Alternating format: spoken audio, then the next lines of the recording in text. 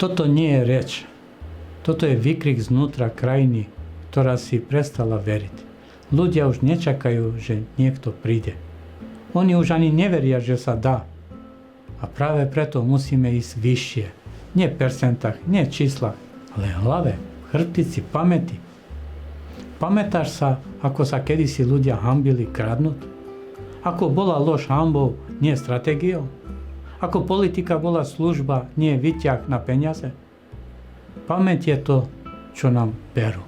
Preto nás sú udržať v tme. Nie preto, že sme slabí, ale preto, že by sme si mohli spomenúť, akí silní sme boli, keď sme si ešte verili. Preto teraz hovorím naposledy a najhlasnejšie. Zdvihni hlavu, zdvihni hlas a hlavne zdvihni sa z tej stoličky bezmocnosti. Lebo nikto za nás nepríde, lebo nikto sora nás nezachráni, lebo niekto musí zdvihnúť kraj a už nie je na koho ukazovať. Zostal som, aby som to povedal nahlas. A teraz už nejdem hovoriť, idem rezať, idem vyčistiť pamäť krajiny od Nilovy.